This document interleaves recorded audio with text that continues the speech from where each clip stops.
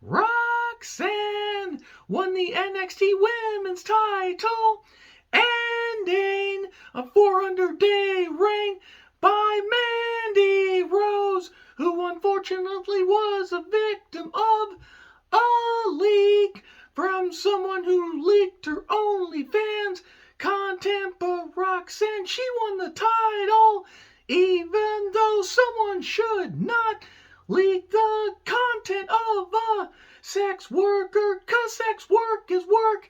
You fucking shit, sex work is work. But Roxanne, well, there we go. That was really goddamn terrible. I'm Joe Renton with my review, WWE NXT. Right after NXT deadline, Mandy Rose's 400-day title reign is over for, I really hope, good reasons, and I really hope it isn't because somebody apparently leaked some OnlyFans content that she did. I don't subscribe to anybody's OnlyFans, I just want to say right now, but I don't give a damn if you have that.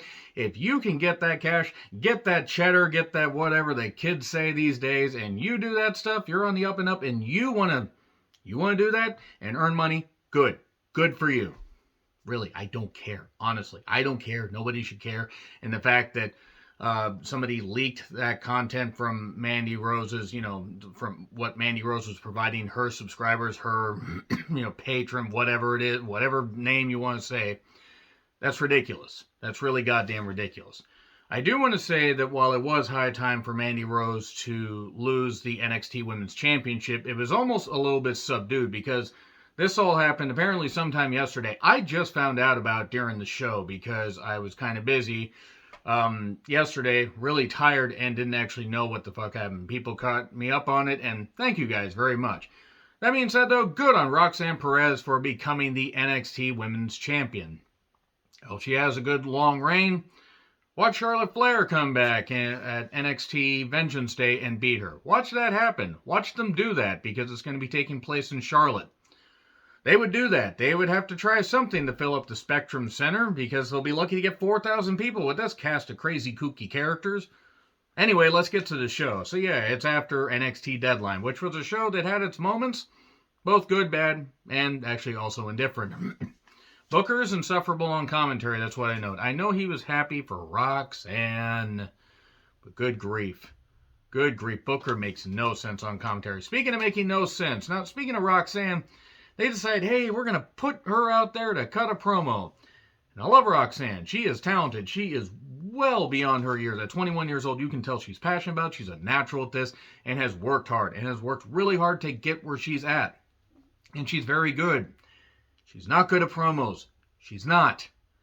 Maybe she'll get there. But you might want to get her a manager from She's in there to cut a promo, and then suddenly they cut to the parking lot, and Grayson Waller's pulling up in a yellow Humvee, or Hummy, I don't really know, whatever the kids call it these days. And they basically, the crowd lays into him. Roxanne tries to cut him off. Steiner comes out to try and salvage this. I don't think Grayson Waller should be insulting anybody while wearing that shirt. And he chases Grayson away, and then Mandy shows up and clocks Roxanne.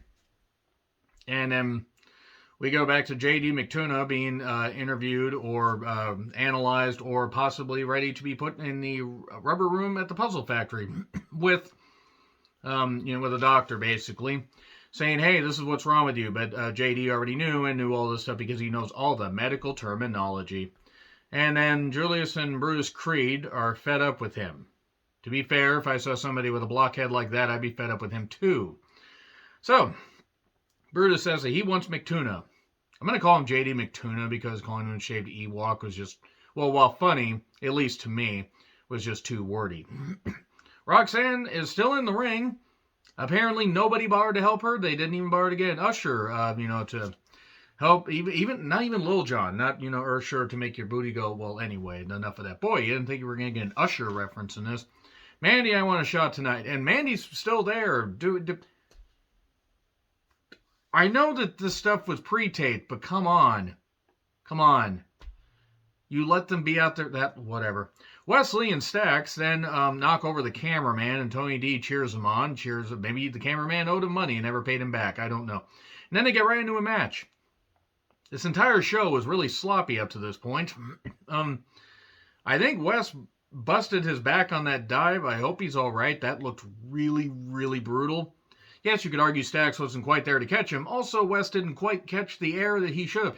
It was a badly timed spot, and this is the problem with dives like that. I've seen it happen. I felt a guy land on a dive in my feet, or at my feet, and in my feet. Because he dived and he hit, and it went from, and it was on a hardwood floor. So Stacks works on the back, and then eventually Wesley hits a flip kick for 3. I'm glad that Wesley's getting a run with the NXT North American Championship. Then here's Dijakovic. He looks like Masahiro Chono. At least as far as like the black hair and the jacket and everything. So Chono, let's be perfectly honest, but I'm not saying Dijak isn't a badass, but just Chono was Chono. And Tony D lays out Wes. I guess we're getting a 3-way at some point. Andre Chase and Thea Hale are wondering why the hell Dookie Nukie Hudson is talking to Gulak, and they said, you're not going to go through the transfer portal. I think that's transferring from a school to another school. I haven't paid attention to college football in a while. It gets way too convoluted, though the players should absolutely have been able to earn money before now, or before recently. And Andre apologizes to Dookie Nukie Hudson, saying, you were right. I should have listened to you. Then Kate and Katana show up for commentary on Toxic Attraction. JC, Jane, My Goodness, and Gigi Dolan taking on Ivy, Nile, and Tatum Paxley. This doesn't really last long. I know that JC is the delight, makes use of every bit of television time that she gets. JC is great. God, I just destroyed my voice doing that goddamn terrible singing intro. And then I believe it was Tatum that got tossed into the, no, it was one of Toxic Attraction. It might have been JC. JC tossed into the laps of the champions. Never mind. They attacked, and then we got a melee, and all the officials and everybody, and popcorn candy vendors, and even a janitor dressed up like Freddy Krueger, and he just got burned, and oh my god, he was trying to get the children. You're all my children now. So yeah, we get a melee. This is the only time we get a melee. Smash cut to Fallon Henley on the phone with her dad. I guess her dad's bar isn't doing well. You know, the bar she works at. That she's apparently been working at since she was very young. Despite the fact that she was on AEW programming sometime last year. But I digress again. Hayes and Tricky Ticky Williams are talking about Angela Bassett. They're right. They're absolutely right. Seriously, she's 62, 63, and she looks incredible. Anyway, it's something about Axiom posting something on social media. And I guess they're going to have a match next week. So, Von Wagner and Robert Stone took on Odyssey Jones with Idris and No Fame Malik Blade, who I want to say should be the ones to beat the New Day. And No Fame Blade, by the way. Not Wagner and Odyssey Jones. That'd be a weird team. I do hope that Odyssey Jones, during his time rehabbing from injury, learned how to not be transphobic and modify his behavior. Otherwise, if he still wants to make fun of transphobic people, or trans people, whether men, women, doesn't matter, he can get fucked. You can get fucked, Jones. That being said, let's see, maybe if he learned. Clearly, he didn't learn how to get much better in the ring. Odyssey Jones has a good moveset, but trying to work a Von Wagner, trying to work a lobotomized zebra, it's not going to work. It's not going to work at all. It's not going to be good. And he won after some interference. Blade and Nofe deserve better than this.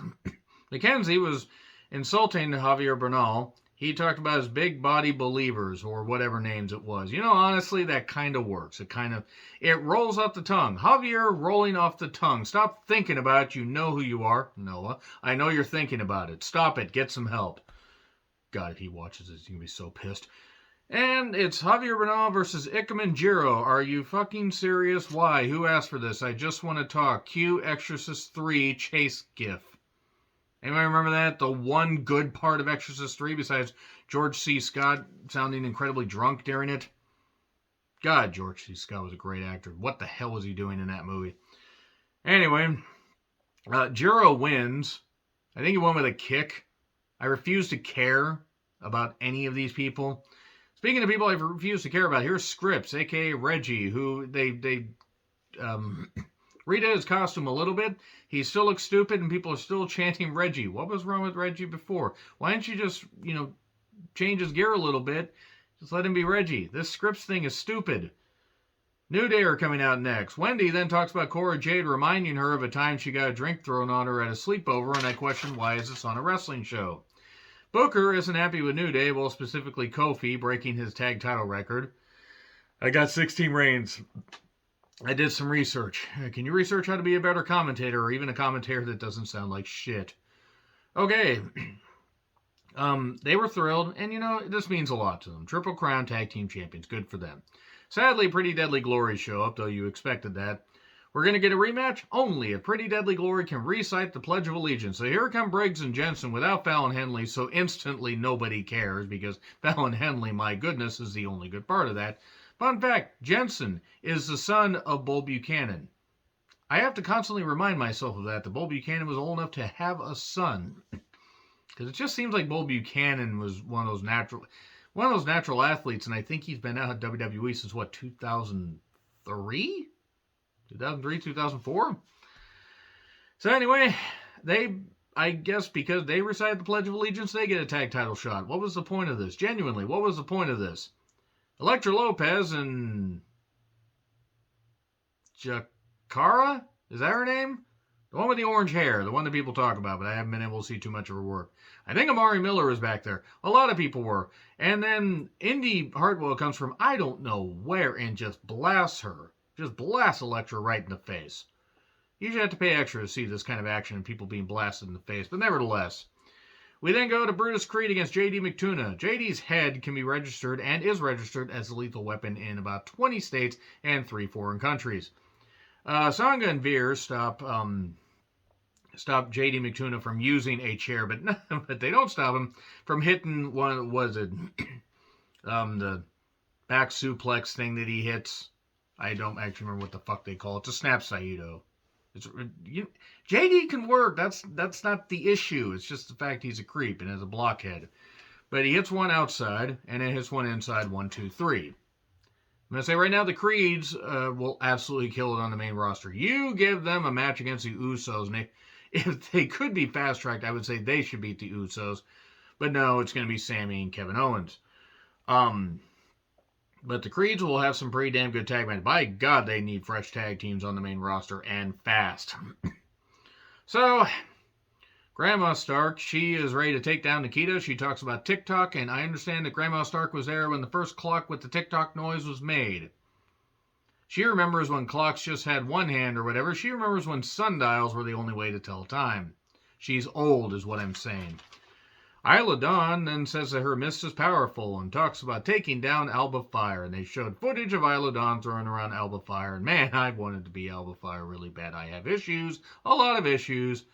Well, they're definitely trying to do something with this Isla Dawn, Saint Elbows Fire feud.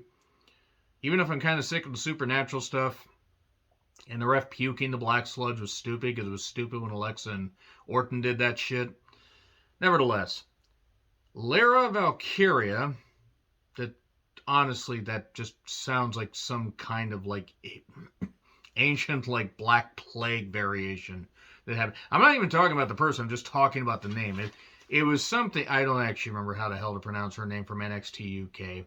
She took on Amari Miller, who apparently still works there. I mean, and I think she was, again, backstage in that Elektra Lopez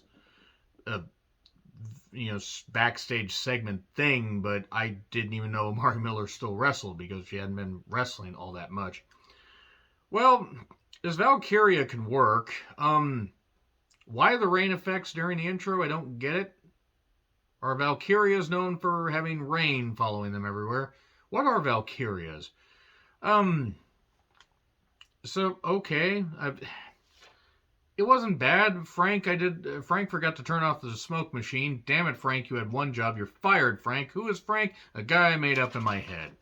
But seriously, there was a lot of smoke around the goddamn ring. Like we were about to get the zombies from the zombie lumberjack match. And now, I hate this episode for reminding me of the zombie lumberjack match. A splash for 3. I don't know what her old finish was, but come up with something different than the splash. A lot of people use splashes. Frog splash and whatever. Axiom Verge is in a turtleneck and a mask, and for whatever reason that made me laugh. I don't know why it made me laugh, but it did. He's going to face Carmelo Hayes. Obviously, Tricky Ticky Williams will be in his corner. Is Thea Hale on trucker speed? Why does Thea Hale act like Scrappy Doo? She is going to have an aneurysm and she's only 18. Don't get an aneurysm in general. Don't get angry enough to the point you feel like you're going to have an aneurysm. So, Jensen and Kiana James, Kiana James greets Jensen backstage, and he is confused and aroused, and who wouldn't be? Look at Kiana James. How could you not be intrigued by somebody that looks like they could lift a planet? And I mean that with respect. I have seen this movie before. Gia shows up. My goodness, geez, this is great. What a tag team that would be. Moving on, Kiana gets Jensen a shirt that actually fits. I looked at you, and I knew what size you were. I mean, come on. Come on. That's funny. I, of course, reacted to that with the good taste and maturity everybody's come to expect, and you haven't been paying attention to a fuck bit of this review if you believe that. So, that's it. This was something about Fallon's Bar. I was too busy looking at Kiana. And all 6 women that were brawling earlier, Mom, JC, and Gigi are having to stop the children from fighting again. I feel bad because Tatum's really trying, but just, God. This is going to be a triple threat tag title match with all 6 of those women involved, by the way. And Axiom Verge versus Carmelo Hayes.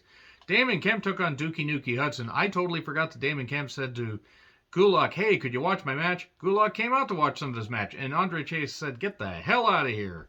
While Thea Hale looked like she was going to either hit him with the little air horn thing or beat somebody over the head with it. Like Shawn Michaels did with the Spirit Squad at Mania 22. Yeah, bring your megaphone, you idiots. Give Michaels a weapon. God, Angry JR is just great.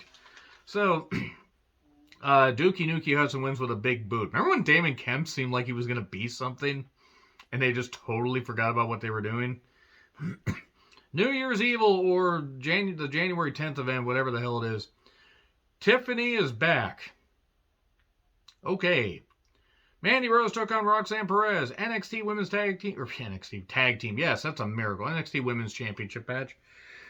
Roxanne manages to overcome Mandy's attacks pretty easily, actually. Now, I'm not going to say it was a perfect match. I hope that Mandy's actually okay. Mandy's been through a lot. Apparently, she lost her brother a number of months ago. That was actually a question of whether she was going to be at Halloween Havoc. And the stuff with the OnlyFans and everything. I hope the company isn't punching her. I hope this is just a way to maybe say, okay, hey, let's have you lose the title here. 400 days. You might not have the record, but you'll get time off. Fast track you to the main roster. Don't have Toxic Attraction win the tag titles next week. Move them up to the main roster. I would have all 3 of them in the Rumble, or at least have Mandy in the Rumble, and then you have Toxic Attraction out there helping her, and you give her a showing there. Roxanne Perez winning the NXT Women's Championship. Good on her. Good on her. I hope she gets a good size reign because she does deserve it. She is talented. This was rushed. I just hope the company doesn't punish Mandy. So there we go. That's pretty much the end of that review right there. Let me know your thoughts in the comments. Like, share, subscribe, Twitter handle in the description. I'm John Ritlin. I'll see you soon.